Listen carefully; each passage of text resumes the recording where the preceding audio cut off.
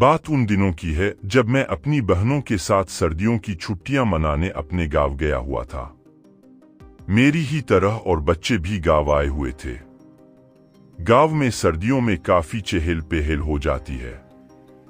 गांव में काफी भीड़ भाड़ और उत्सव जैसा माहौल हो जाता है। हर तरफ शोर, हल्ला गुल्ला, बच्चों की उधम चौकड़ी से ऐसा लगता है जैसे गांव फिर से जी उठा हो। ऐसा नहीं है कि गांव में लोग नहीं है, पर जो है वो अपने कार्यों में व्यस्त रहते हैं।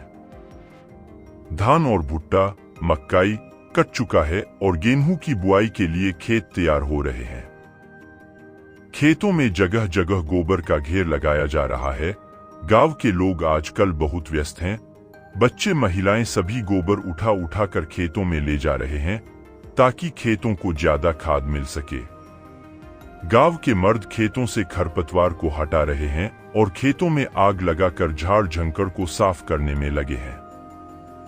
कुछ गांव के लोग अपने खेतों में गोट, खेतों में किसी कोने में दोनों तरफ छप्पर लगाकर उसमें अपने जानवरों को बांधकर कुछ समय वहीं उसी छप्पर में रहते हैं ताकि खेतों में ज्यादा से ज्यादा गोबर इकट्ठा हो सके, लगा रहे हैं। गेहूं की बुवाई का समय नजदीक आ गया है, इसलिए काम जल्दी जल्दी हो रहा है। इधर मैं अपने दोस्तों के साथ मिलकर छुट्टियों का भरपूर मजा ले रहा हूँ।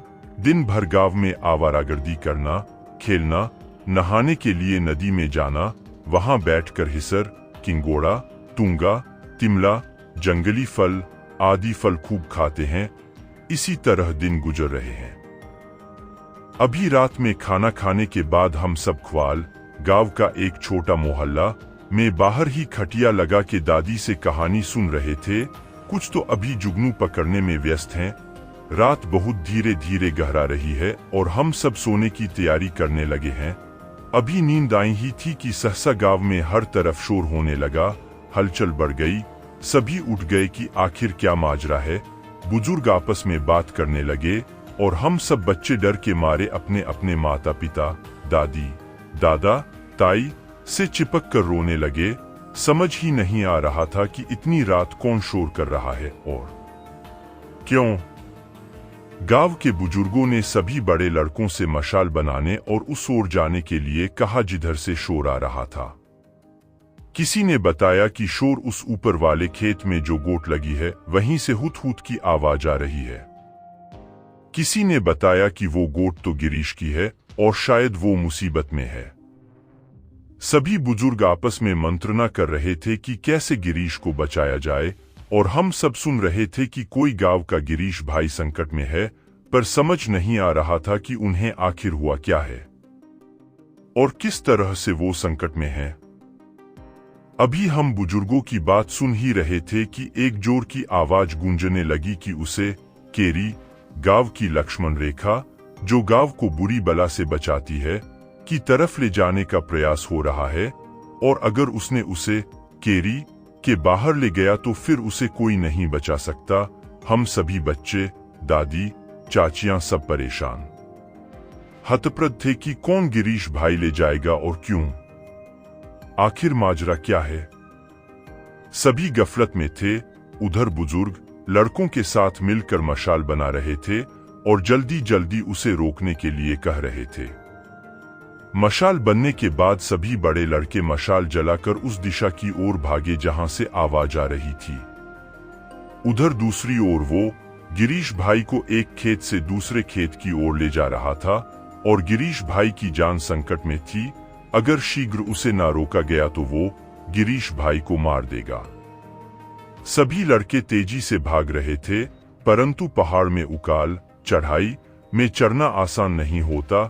खेती सीढ़ी नुमा होती है जिससे एक खेत से दूसरे खेत में जाने में समय अधिक लगता है।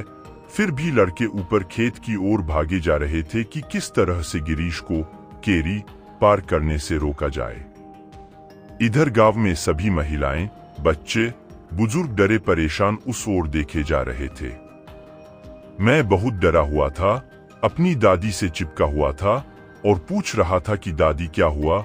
तो दादी ने बताया कि गांव का एक जवान लड़का ऊपर पहाड़ वाले खेत पर गोट पर था, तो उसे भूत गांव की केरी की ओर ले जा रहा है। जहां उसकी जिंदगी खतरे में है। गांव के सभी लोग उसे बचाने उन खेतों की ओर भागे हैं। ये सुनकर मेरी तो जान ही निकल गई। तभी एक बार फिर गांव में शोर गूंजा, लेकिन ये शोर पास वाले ताई जी के यहां से आ रहा था। ताई जी बहुत वृद्ध थी, यही कोई 80 साल के आसपास। वो जोर जोर से चिल्ला रही थी। सभी उधर भागे तो देखा कि ताई जी की शरीर में देवी आ गई है। उनकी आंखें लाल हो गई है, उनके वृद्ध शरीर में जान आ गई ऐसा लगता है। वो अपने पैरों में खड़ी थी, जबकि बिना डंडी के ताई चल फिर भी नहीं सकती। तो ये कैसे संभव हुआ कि वो चल रही है? वो सच में साक्षात चंडी लग रही थी। मैंने ये सब अपनी आंखों से देखा तो मुझे विश्वास नहीं हो रहा था, पर यह सत्य है जो मेरे सामने हो रहा है। इसी बीच ताई जी ने एक जोर की छलांग लगाई नीचे उबरा भूतल की ओर। सभी अचंभित थे। जो चल नहीं सकती आज भाग रही है, दौड़ रही है। सच में असंभव सा था वो मंजर। ताई जी तेजी से खेतों की ओर दौड़ने लगी। उनकी रफ्तार बहुत तेज थी, इतनी कि कोई जवान लड़का भी पहाड़ के खेतों में इतना तेज नहीं दौड़ सकता। वो तेजी से खेतों से होकर उस तरफ दौड़ रही थी जिधर गिरीश भाई गांव की केरी पार करने जा रहा था। ताई जी बहुत तेजी से उस तक पहुंच गई और गिरीश भाई को केरी से एक खेत पहले पकड़ लिया। इतने में एक जोर का धमाका हुआ, जैसे कोई पहाड़ या चट्टान दरक गई हो। उधर गिरीश भाई ताई जी की गोद में बेहोश हो गए। गांव के लड़के भी वहां पहुंच गए।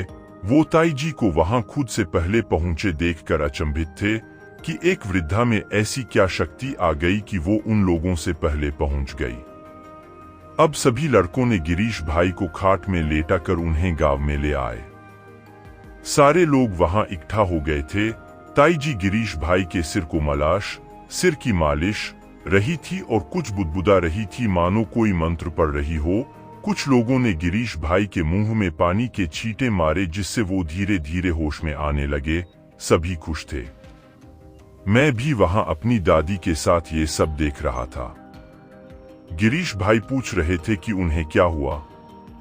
उन्हें सच में कुछ याद नहीं था। वो बहुत डरे सहमे से लग रहे थे।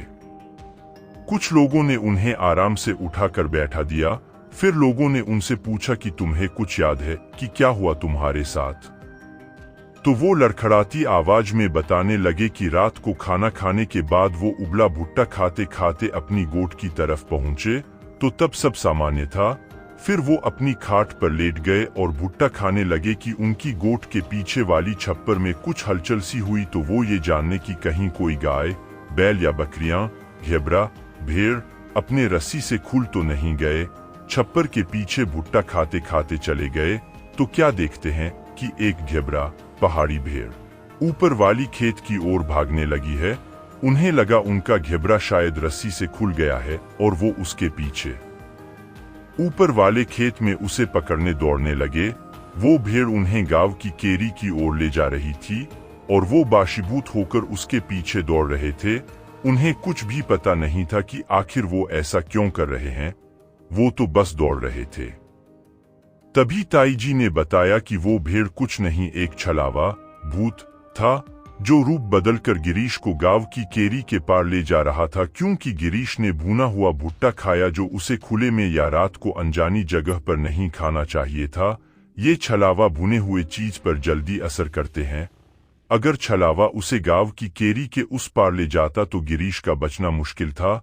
लेकिन जैसे ही छलावा गिरीश को ले जाने लगा, मुझे ताई जी देवी की आवाज हुई कि उसे बचा लो, और मैं उस ओर दौड़ पड़ी और गिरीश को बचा लिया।